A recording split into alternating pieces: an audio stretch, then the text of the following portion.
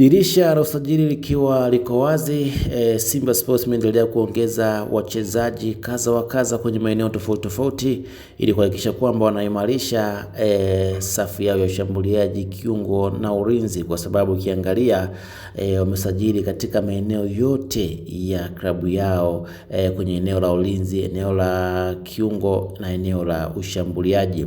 Lakini kuna taarifa nyingine imeripotiwa na mzee wa Jambia kwamba mnyama Simba kakamilisha usajili wa Alain Orua kutoka huko Finland barani Ulaya. Taarifa hii imeandikwa kwamba breaking, Simba Sports wamekamilisha usajili mwingine wa Alain Orua kutoka IF Jinistan ya daraja la kwanza nchini Finland. Alain Orua ambaye ana uwezo wa kucheza winga ya kulia na kushoto, amewahi kufanya kazi na kocha Steve Barker wakiwa Stellenbosch.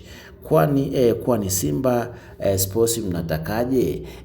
Hii ni taarifa kutoka kwa mzee wa Jambia akidai kwamba mnyama amekamilisha saini ya mchezaji huyo ambaye anakipiga huko Finland katika daraja la kwanza, na ni winga ambaye ana uwezo wa kucheza winga ya kulia na ya kushoto, na alikuwa amefanya kazi na kocha wa Simba Sports Steve Barker akiwa Stellenbosch. Bila shaka huu ni usajili ambao kocha mwenyewe ameuhitaji. Inawezekana ukawalipa au silipe, lakini yote kwa yote kama kocha mwenyewe amemtaka, manake kuna asilimia kubwa Alain anaweza akafanya vizuri katika klabu ya Simba na akawaletea kitu cha tofauti. Kumbuka mpaka wakati huu Mwamba Lusaka karejeshwa tena katika kikosi hicho, kwa hiyo tunaweza tukashuhudia pengine Simba ikabadilika kwenye uchezaji wake kwa sababu ya maingizo kadhaa na mengi. Na taarifa zinasema kwamba bado Simba wanaendelea kusaka wachezaji wengine, watafanya usajili mkubwa, kutakuwa na kubomoa wachezaji wengi sana, na wengine wataingia kwa wingi kutokana na uhitaji wa mwalimu, lakini pia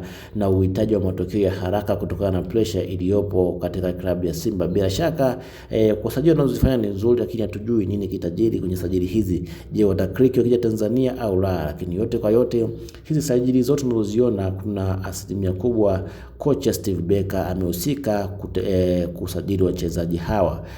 Simba Sports inahitaji utulivu zaidi kuliko kusajili wachezaji wengi, kwa sababu ukiangalia quality iliyopo pale Simba sio kwamba ni wachezaji wa kawaida, ni wachezaji wakubwa na wenye uwezo mzuri tu, ila kumekosekana utulivu, ndio maana kumekuwa na changamoto za namna hii. Nikukumbushe mwanafamilia, kama ni mara yako ya kwanza kutembelea channel hii, usisahau kusubscribe, kulike, kushare na comment ili wa kwanza kuzipata taarifa zetu kwa urahisi zaidi.